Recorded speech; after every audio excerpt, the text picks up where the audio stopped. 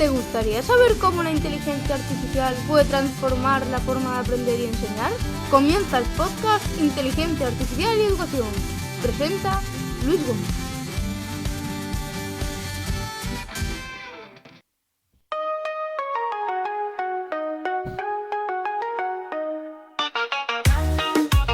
Hola a todos, hola a todas, bienvenidos, bienvenidas a un nuevo episodio, espero que estéis muy bien. Hoy reflexionamos sobre cómo la inteligencia artificial puede convertirse en una aliada educativa, otra vez, y sobre sus riesgos cuando sustituye vínculos humanos, otra vez. Destacamos la importancia de vacunar a nuestro alumnado contra la desinformación, otra vez. Abordamos también y otra vez el debate sobre la prohibición de redes sociales a menores de 16 años y el papel de plataformas como Roblox. Vera López de Sanidad EdTech nos trae otra píldora para el pensamiento, que hoy se centra en cómo no ser un droide de protocolo, y para eso nos despedaza, o más bien nos desglosa, cómo usar Google Académico Labs. Guillermo Antón, el profe productivo, va a ponernos al día sobre la protección de datos en Andalucía y Google. Va a hablarnos sobre el apego, sobre madres de alambre y de postre nos dará un tutorial sobre proyectos educativos con ChatGPT. Jesús Rivas de Redacta.me nos traerá otra sabia píldora educativa y cerramos con los acertijos peliculeros. ¿Te vienes? Un momento, Doc. ¿De qué estás hablando? ¿Qué nos ocurre en el futuro? ¿Nos volvemos gilipollas o algo parecido?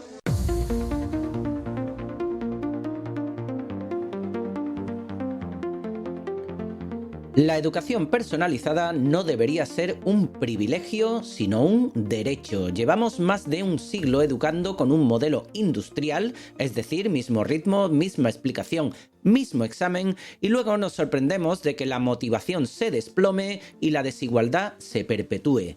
Bloom ya lo dejó medido en los años 80 con su problema de las dos sigmas. Cuando hay tutoría individual, el rendimiento se dispara. Lo que antes era imposible, hoy aparece como posibilidad técnica. Un tutor de inteligencia artificial que se adapta, acompaña y refuerza, no para sustituir al docente, sino para devolverle lo que nunca debió perder: tiempo para mirar, orientar, inspirar y sostener. Cuando esa inteligencia artificial sale del aula y entra en la vida íntima, la cosa cambia. Jóvenes y adultos que recurren a chatbots para ligar, sextear, pedir consejo emocional o simplemente no sentirse solos. La tecnología puede ayudar a verbalizar, a ordenar, a ensayar conversaciones difíciles y a la vez puede convertirse en el atajo perfecto. Conexión sin riesgo, afirmación sin fricción, compañía sin reciprocidad.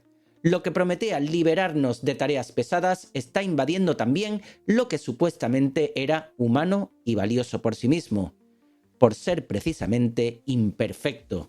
Por eso es importante la inoculación frente a la desinformación, reconocer falsos expertos, desmontar dicotomías tramposas. Explicar la trampa, práctica guiada y refuerzo, en otras palabras. Y el mundo digital es un ecosistema de persuasión. La escuela es el lugar donde se aprende a no ser arrastrado por él. Y si alguien piensa que esto es ciencia ficción, conviene mirar la ciencia ficción que ya se quedó corta. Hoy recordamos Her, dirigida por Spike Jonze en 2013, que acertó en la capacidad de la IA para simular cercanía, humor e intimidad, pero se quedó corta en la escala laboral, en la erosión de la confianza por deepfakes, en la vigilancia, en la geopolítica. Lo que en Her era Samantha, singular y casi artesanal, hoy tiende a ser infraestructura, agentes, más bien de Matrix, automatización. No es solo una relación, es un entorno. Y con este panorama, la discusión sobre redes sociales, sí o no, es el desenlace lógico. El gobierno de España anunció que va a prohibir el acceso a redes sociales a menores de 16 años y exigir verificación de edad. Otros países están moviendo piezas similares y el debate ya no es si hay daño, sino qué tipo de daño, para quién y por qué mecanismos. Aún es pronto para sacar conclusiones, La evidencia sobre salud mental y redes es a menudo correlacional y con efectos modestos. No todo lo que duele en la adolescencia viene de una aplicación. Y sin embargo, también es verdad que hay diseños pensados para capturar la atención. Scroll infinito, recompensas variables. Si solo ponemos una barrera de edad y no tocamos el diseño, podemos acabar con una medida vistosa y poco transformadora. Y aquí aparece la palabra que muchas familias no colocan en el mismo estante: Roblox. Hay papás y mamás que creen que el niño está solo jugando cuando en realidad está socializando en un entorno digital con dinámicas de comunidad, reputación, presión y a veces exposición. Eso afecta de lleno, ojo, a infantil y primaria. Y es que no todo es Instagram y TikTok. ¿Qué estamos intentando arreglar exactamente? Si el objetivo es bienestar, no basta con cortar el acceso, hay que enseñar navegación. Si el objetivo es proteger, no basta con verificar la edad, hay que auditar diseños y asumir responsabilidad algorítmica. ¿Se puede? Porque al final no necesitamos menos tecnología, necesitamos más criterio y ese criterio no aparece por decreto ni por bloqueo. Se aprende, se enseña. Por lo tanto, la solución es educación con mayúscula y tilde en la O.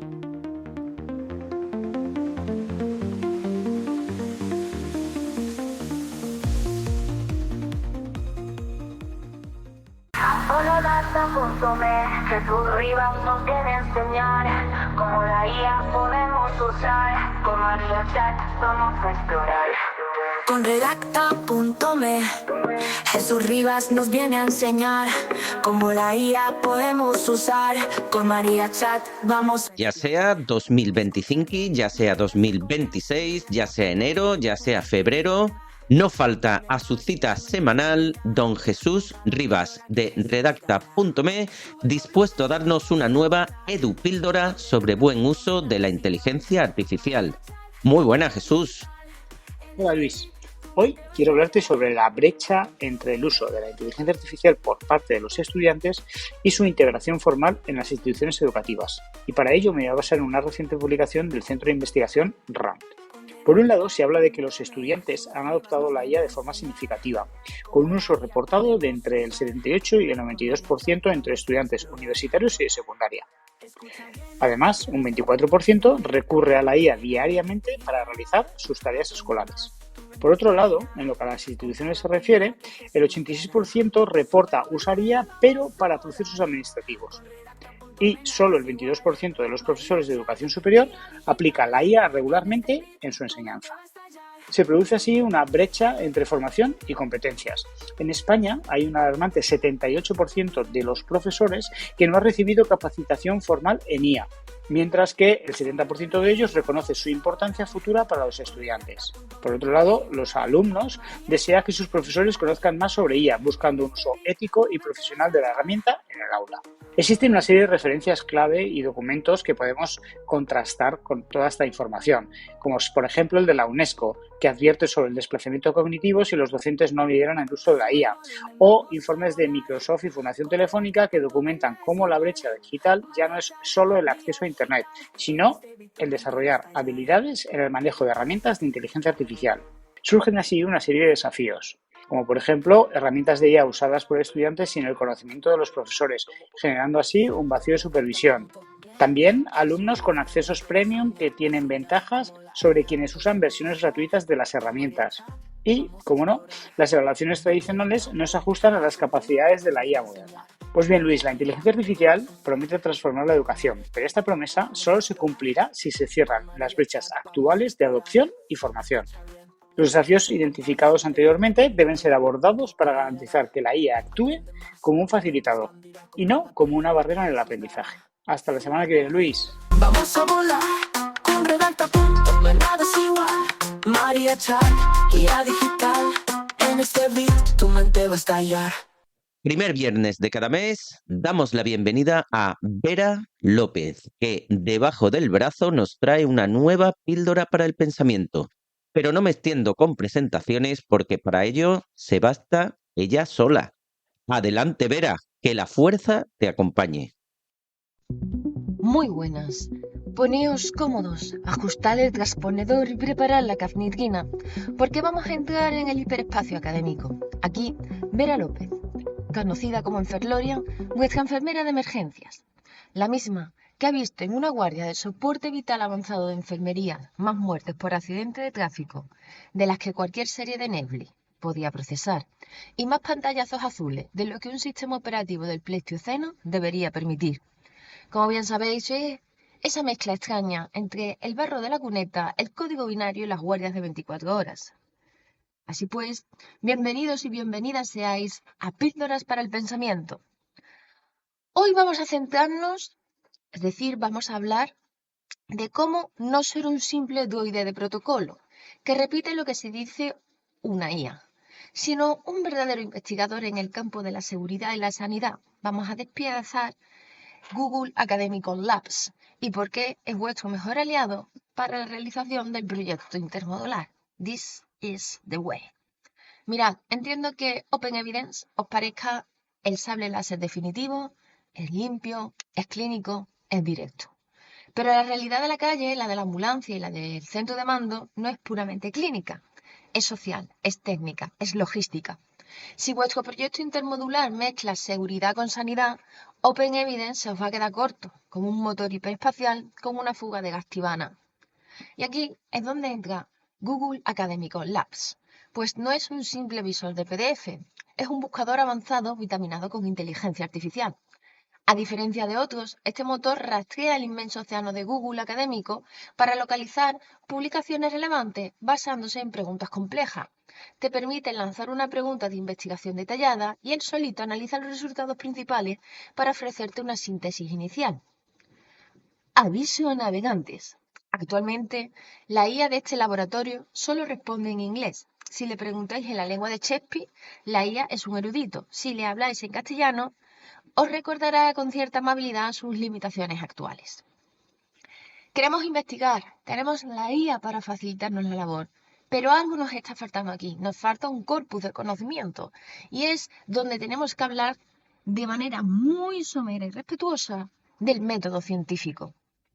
Para que vuestro proyecto no sea un Frankenstein de párrafos inconexos, tenéis que abrazar el método científico. No es una sugerencia, es el código. La IA aquí no hace el trabajo por ti, sino que acelera tu capacidad de encontrar evidencias. A modo muy superficial, a grosso modo. ¿Qué debemos de plantearnos? En primer lugar, la pregunta de investigación. Todo empieza con una duda detallada. Olvidaos de búsquedas simples como SBAR. Necesitáis una pregunta de investigación que defina el problema. Por ejemplo, ¿cuál es la eficacia de las unidades de soporte vital avanzado de enfermeros en la suficiencia de la asistencia extrahospitalaria rural en comparación con la ciudad? Si la pregunta es vaga, la IA os va a devolver ruido. Segundo punto que tenemos que tener en cuenta, la revisión de la literatura. Y aquí es donde nuestro amigo Google Labs académico brilla. Al introducir vuestra pregunta, el sistema busca evaluar resultados principales y os presenta puntos clave ya sintetizados de los artículos encontrados. Os ayuda a ver rápidamente de qué se está hablando en la comunidad científica. Siguiente nivel de nuestro querido método es la hipótesis y la experimentación. Con los datos que la IA te ayuda a localizar, formulas tu apuesta. Yo creo que el factor X mejora el resultado y tu experimento en el proyecto intermodular suele ser la recogida y análisis de estos datos que has encontrado gracias al buscador. Y ahora aquí viene la parte donde tocamos hueso, que es análisis y conclusión. La IA te da el resumen de los artículos, pero la interpretación es humana. Ella no sabe lo que es sentir el frío de la noche en una intervención. Tú decides si la evidencia localizada respalda tu proyecto, debes de replantearte la investigación, es decir, debes de ir más allá. Claro, aquí hay un punto importante. Os lo digo como profe y como enfermera. La IA de Google académico es experimental y puede cometer errores. No es que mienta con maldad, es que es su naturaleza probabilística. Si el buscador os ofrece un resumen maravilloso sobre un artículo, vuestra obligación es ir a la fuente original. Debéis leer el artículo para cercioraros que la IA no ha alucinado o malinterpretado los datos. El pensamiento crítico es el único escudo deflector que evita que vuestro proyecto acabe en un pozo de carbón. Entonces, y aquí ya me dirijo directamente a mis compañeros, a mis colegas docentes, y me pongo seria. No podemos prohibir la IA, ni mirar hacia otro lado. Tenemos la obligación de usar el pensamiento crítico con nosotros mismos y con nuestro alumnado. No basta con que el alumno traiga un resumen, hay que retarles. Si este buscador dice que les va a mejorar la visibilidad de la enfermería, búscame el párrafo exacto en el artículo original que lo confirme. Debemos enseñarle a dudar de la máquina tanto como dudamos de un monitor que marca sístola mientras el paciente nos habla. El pensamiento crítico es el aula, es fomentar el escepticismo saludable. Hagamos que el alumno cuestione por qué el buscador ha priorizado un artículo sobre otro. Solo así formaremos profesionales, no meros operadores de algoritmos. Y por último, termino con una reflexión de guardia. Estamos delegando el pensamiento a las máquinas por pura prisa. Queremos la respuesta ya, pero ¿dónde queda la duda metódica? La filosofía es el entrenamiento de fuerza para el cerebro. Nos enseña a detectar falacias y a entender la ética detrás de cada protocolo. No dejéis que las tecnologías os conviertan en meros repetidores de datos. Sé pensadores que saben usar la técnica, pero que nunca olvidan el porqué. Y así pues, aquí termina otro episodio más de Píldoras para el Pensamiento.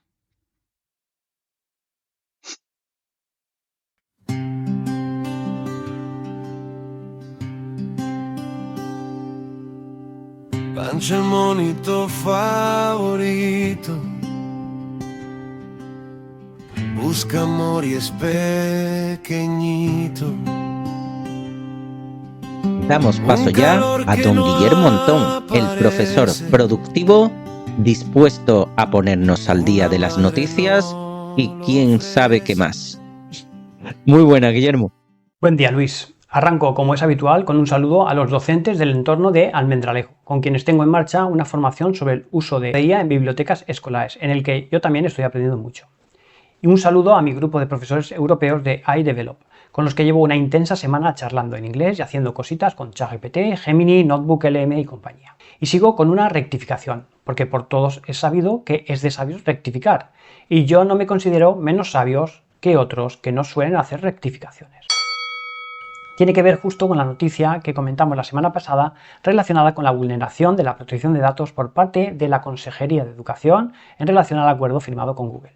Pues esta semana hay actualizaciones, y es que la Junta ha publicado un informe del Consejo de Transparencia sobre el protocolo educativo con Google y ha dictaminado que cumple con todas las garantías. El Consejo de Transparencia y Protección de Datos de Andalucía ha concluido en un informe que el convenio que la Consejería de Desarrollo Educativo y FP mantiene con Google para la utilización de herramientas digitales educativas en las aulas de Andalucía cumple con todas las garantías de protección de datos estipuladas por el Reglamento General de Protección de Datos vigente en España. Pues si lo dice el Consejo, nos quedamos mucho más tranquilos y podemos dejar que los estudiantes sigan usando las herramientas de Google, ¿no? Hoy dejadme que os cuente la triste y bonita historia del monito Punch y su odisea de superación. Si no sabes de lo que estoy hablando porque no tienes redes sociales, haz el favor de parar, buscar monito Punch vídeo y vuelves a escucharme cuando te hayas secado las lagrimitas. Pancho el monito favorito, busca amor y es pequeñito. Vale, ya has vuelto, así que puedo seguir. Punch es una cría de mono en el zoo de Ichikawa, en Japón, que fue rechazada por su madre al poco de nacer. Parece que la madre era joven e inexperta y hacía mucho calor, así que no quería tenerlo cerca. En los vídeos se le ve intentar varios acercamientos. Busca el contacto, se aproxima con torpeza, con esa mezcla de vulnerabilidad y determinación que tienen las crías de mamíferos cuando necesitan algo básico. Pero la madre lo aparta. No hay abrazo, no hay acogida y no hay calor. ¿Puedo decir que no hay calor humano, aunque sean monos? Y entonces ocurre algo que desarma a cualquiera que lo mire con un poquito de empatía. Porque Punch se aferra a un peluche de Ikea, un peluche de un orangután, de color naranja. Lo abraza con una intensidad que no es para jugar, no está jugando, está sustituyendo. Ese peluche naranja se convierte en su refugio. Es su objeto de apego improvisado. Es una especie de parche o soporte emocional. La escena conmueve porque, aunque no seamos primatólogos, reconocemos algo profundamente humano ahí. Reconocemos la necesidad del contacto. Punch no está buscando comida, está buscando vínculo. Bueno, dejemos un poco de lado el drama actual de Punch y permitidme que redirija el hilo argumental, porque toda esta historia me ha recordado a una de las investigaciones más conocidas y controvertidas de la psicología del siglo XX, que es el experimento de Harlow y la ciencia del apego. En la década de 1950, el psicólogo estadounidense Harry Harlow llevó a cabo una serie de estudios con crías de monos a los que llamamos habitualmente macacos, que cambiaron para siempre nuestra comprensión del apego. El diseño experimental era aparentemente sencillo, pero potente. Y desde nuestra perspectiva actual también tiene un toque bastante cruel. Pero ¿quiénes somos nosotros para juzgar los planteamientos experimentales de los grandes científicos? Harlow separaba a las crías recién nacidas de sus madres biológicas y las colocaba en una jaula con dos figuras sustitutas. Una de las figuras era una estructura de alambre de aspecto de mono que incorporaba un biberón con leche. La otra estaba hecha de tela suave y acolchada, pero no ofrecía ningún alimento, aunque también tenía cierto aspecto de mono. Ninguna de las dos tenía movimiento ni temperatura artificial. En la primera hipótesis, si el vínculo dependiera exclusivamente de la satisfacción de necesidades fisiológicas, como se pensaba, las crías de macaco, o podemos llamarlas macaquitos, deberían haber permanecido junto a la madre de alambre, que era su fuente de nutrición. Sin embargo, los datos mostraron que las crías pasaban la mayor parte del tiempo abrazadas a la figura de tela. Solo se acercaban a la de alambre cuando necesitaban alimentarse y regresaban inmediatamente al contacto suave. En situaciones de estrés, como la introducción de un objeto desconocido, corrían a refugiarse con la madre de tela. ¿No recuerda a nuestro monito favorito Punch? Busca amor y es pequeñito. Harlow llamó a esto contact comfort o consuelo de contacto. El resultado fue una evidencia contundente contra la idea, muy extendida entonces, de que el apego entre los bebés y sus madres era una consecuencia secundaria de la alimentación. El vínculo afectivo no era un subproducto de la alimentación, era una necesidad primaria. Además, los estudios posteriores mostraron que esta privación materna prolongada generaba alteraciones graves en el comportamiento social de los monos. No solo era una cuestión emocional, era una cuestión de desarrollo integral. Aunque no todos somos macaquitos, algunas conclusiones de estos estudios se pueden extrapolar a los seres humanos. El cerebro humano no se construye en soledad, se moldea en la interacción. Las conexiones neuronales implicadas en la regulación emocional, en la empatía, en la confianza y en el aprendizaje se desarrollan en un entorno relacional. La mirada del adulto, la respuesta, el ajuste fino a las señales del niño, todo esto configura circuitos cerebrales. Y aquí es donde la historia de Punch y el experimento de Harlow dejan de ser relatos sobre monos y quiero aterrizarlas en la situación actual de la IA, porque estamos viendo una revolución tecnológica apasionante. Hay modelos de inteligencia artificial capaces de explicar conceptos complejos, generar ejercicios personalizados, analizar datos de rendimiento y ofrecer retroalimentación casi instantánea. Son herramientas potentes, muy potentes, útiles y transformadoras.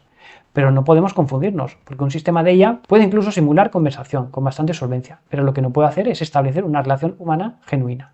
Y la educación es una parte de conocimiento, pero también es interacción, es relación. Como decía Lev Vygotsky, el aprendizaje es un proceso social en el que los estudiantes participan activamente.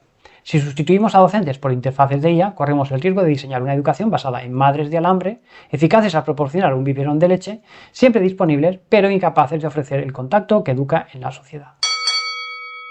Podemos usar IA en el aula. De hecho, seguramente debamos hacerlo. Puede liberarnos de tareas mecánicas, ofrecernos análisis finos y ayudarnos a personalizar. Pero pensar que puede sustituir por completo a un maestro o a un profesor es como creer que un peluche con wifi resuelve el apego. Así que sí, usemos IA, experimentemos e innovemos, pero recordemos a nuestro monito favorito abrazado a su peluchito. Me pongo serio y os hablo de los proyectos de ChatGPT. Harlow dijo en su laboratorio que el apego es más que un territorio. Educar es abrazar. Educar es dar calor.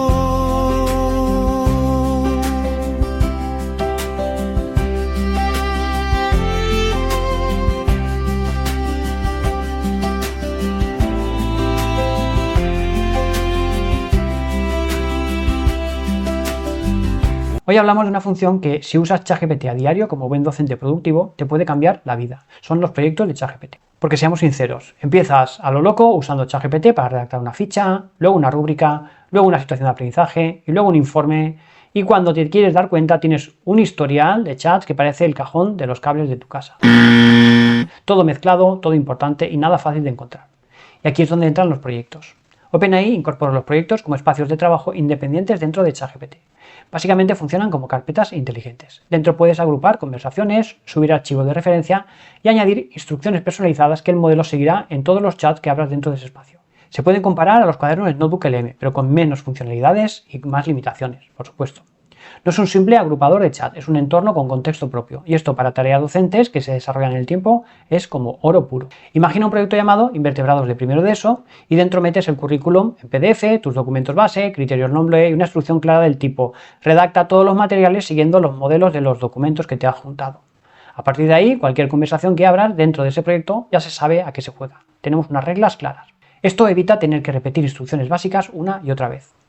Los proyectos aparecen en la columna izquierda, junto al historial. Puedes crear tantos como quieras, asignarles nombre, icono y color para identificarlos rápidamente. Cuando lo creas hay una decisión muy importante que no se puede cambiar después. Es el tipo de memoria. Y tienes dos opciones. Una memoria predeterminada, que permite que el proyecto acceda también al contexto general de toda tu cuenta, o una memoria solo dentro del proyecto, que lo aísla completamente en ese espacio. En general, si estás trabajando con tu línea habitual docente, conviene usar la memoria predeterminada para proporcionarle más contexto. Pero si vas a preparar algo totalmente distinto, como un cuento para tus hijos, mejor lo aíslas.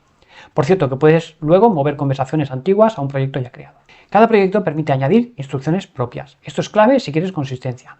Por ejemplo, puedes crear un proyecto llamado generador de preguntas de examen y añadir un system prompt interno que diga redacta preguntas de tipo test que sigan los criterios de evaluación o que sigan los modelos de pregunta cargados en los documentos adjuntos. Y estos documentos pueden ser PDFs, documentos de Word, hojas de cálculo, imágenes o también código. En cuentas gratuitas puedes añadir 5 archivos por cada proyecto y en las cuentas de pago unos cuantos más. Cuando incluyes instrucciones y los documentos, el proyecto se convierte en un asistente estable y coherente, porque no es un chat suelto, es un entorno con reglas y fuentes claras. Y además los proyectos se pueden compartir, pero yo no sé hasta qué punto esto puede ser interesante, porque esto de compartirlos hace que se puedan convertir en un caos. Si quieres compartir algo, es mucho mejor compartir un chat individual en los que tienes el apoyo de ChatGPT constante. Vamos a lo práctico con un par de ejemplos. Puedes crear un proyecto de creación de materiales en el que mantengas siempre el mismo formato de las fichas, resúmenes, textos de lectura o las actividades, sin tener que recordar cada vez cómo estructurabas el documento. U otro proyecto de planificación curricular que funciona como un espacio donde diseñar, revisar y ajustar situaciones de aprendizaje en el que has cargado competencias, criterios, saberes básicos y los reutilizas constantemente. Otro proyecto práctico puede ser uno en el que cargas un archivo con los mails reales que has usado para responder a las familias y que te sirva para redactar nuevos correos manteniendo tu propio estilo, el tono y la coherencia de todos ellos. Bueno, en el artículo del blog que Luis os dejará enlazado hay más ideas, pero en el fondo es dar un salto en la calidad de uso que hacemos con ChatGPT y poner orden en los flujos de trabajo que hacemos dentro de él. Menos repetición, más estructura, más coherencia a largo plazo, porque te ayuda a no perder tiempo rehaciendo siempre el contexto. Y por supuesto, esto tiene que ir acompañado de un sistema adecuado de nombrar los chats dentro de cada proyecto, porque si no, también se convierte en un caos. Si aún no los has probado, los proyectos, quizás sea este el momento de pasar de los chats sueltos a este entorno estructurado. Y si ya los estás usando en tu práctica docente, nos resultaría muy interesante que nos lo compartieras y nos lo contaras, dejando un mensaje en los comentarios del programa o del artículo del blog o enviando un mail directamente al podcast Los Profesor Productivo. Muchas gracias, Guillermo. Hoy no has dejado puntada sin dar. Y a nuestros oyentes, a nuestras oyentes, ya sabéis, si estáis probando la inteligencia artificial en vuestras aulas, esperamos que lo compartáis con nosotros para aprender más, porque la realidad supera la ficción. Guillermo, un lujo otra vez tenerte en el programa y nos escuchamos. Saludos a todos y todas y nos escuchamos en el próximo episodio. Una IA puede enseñarte, pero no llega a tocarte. El docente es un espejo que te mira y da sentido. Educar es abrazar, educar es dar calor. Chinos habla sin hablar, que educar también es abrazar. Educar es dar calor.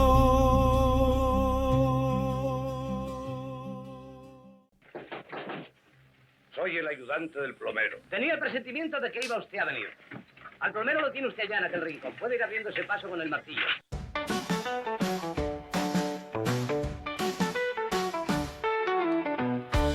Llegamos una vez más al final, así que nos vamos con los acertijos peliculeros. La semana pasada escuchábamos... Me dejaron como un tomate maduro.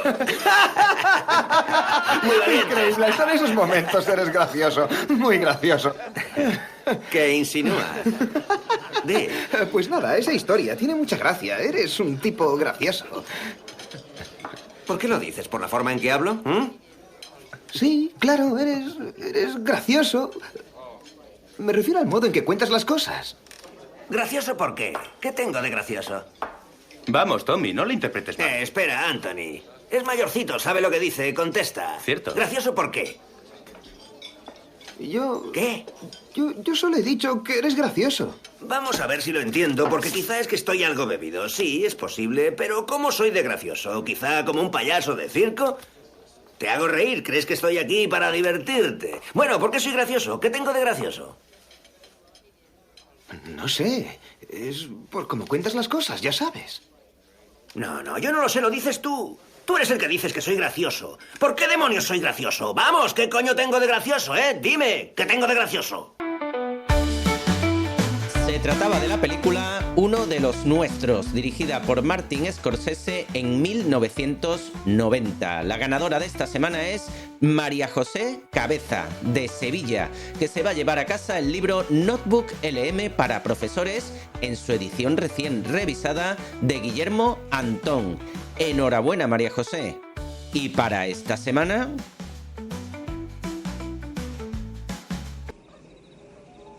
Ya sé que no debería decirlo, pero debo reconocer que en la cuestión de los judíos siempre le he dado la razón a Hitler. Margaret, recuerde lo que mi amigo acaba de advertirle. Es que los judíos en Londres eran horribles. Dirigían el mercado negro y casi nunca se alistaban. Y si lo hacían, se buscaban los trabajos más cómodos. También había judíos de clase alta, pero no me estoy refiriendo a ellos. Me refiero solo a los judíos del Soho. Los inmigrantes. Margaret. Mis abuelos eran judíos. Mis padres también eran judíos. Y yo soy judío. Exacto. Bueno, no irá a decirme que usted también es judío. No, desde luego que no. Porque sería mentira y yo no quisiera decirle una mentira. Pero me gustaría mucho contarle una anécdota. Sí, las anécdotas me encantan. Pero no debe interrumpirme porque es demasiado bonita como para hacerlo. Estando yo en Londres, a principios de los 40, cenaba una noche en el Savoy con un grupo de gente bastante selecta. Y a mi lado se sentaba una mujer bellísima, tanto como usted. Ahora es usted quien me toma el pelo. Escuche, por favor. Mientras cenábamos y caían las bombas, hablábamos de Hitler y le comparábamos con Napoleón. Todos decíamos cosas acertadas. Y luego, de repente, aquella mujer habló y dijo que lo único que no le molestaba de Hitler era cómo trataba a los judíos. Naturalmente todos nos lanzamos contra ella, aunque en aquella mesa no había ningún judío, pero ella insistía. ¿Me está escuchando? No debo interrumpir a papá, ¿recuerda? Exacto. Es demasiado bonita para hacer eso. En fin, ella empezó a decir lo que opinaba de todo aquello. Y que si pudiera los mataría a todos, quemándolos en hornos, igual que Hitler. Todos nos quedamos en silencio. Hasta que yo, dirigiéndome a ella, le dije: señora, le aseguro que he cenado con alguna de las zorras más asquerosas de mi época. Y he cenado con alguna de las zorras más asquerosas del mundo entero. Pero usted, señora, es la zorra más asquerosa de todas. En fin, ella se levantó para irse, tropezó con una silla y cayó al suelo y... todos seguimos sentados. Nadie movió un dedo para ayudarla. Y al final, cuando pudo levantarse, le dije una vez más: usted, querida, es la zorra más asquerosa con la que he cenado jamás. Y la sabes, envía tu respuesta, correo podcast@educacion@gmail.com o un mensaje privado a las cuentas de este programa en Blue Sky, X, Instagram o Facebook. Y si eres el primero o la primera en acertar, te enviaremos a tu dirección postal uno de estos dos libros, ChatGPT para profesores o Notebook LM para profesores, los dos de Guillermo Antón, el profe productivo. Estamos en vuestras plataformas de podcast favoritas y en YouTube. No olvidéis contemplar cada pequeño milagro de vida que nos rodea. Os pido por favor la próxima vez que vayáis de paseo que reparéis en todo lo que os rodea. Reparad en ese gallo que canta sobre el tejado, reparad en esa gallina que se pasea con sus pollitos por el jardín. Y sobre todo, reparad la puerta del gallinero que se están escapando los animales. Moderad vuestro entusiasmo y que la luz eléctrica os acompañe. ¡Adiós!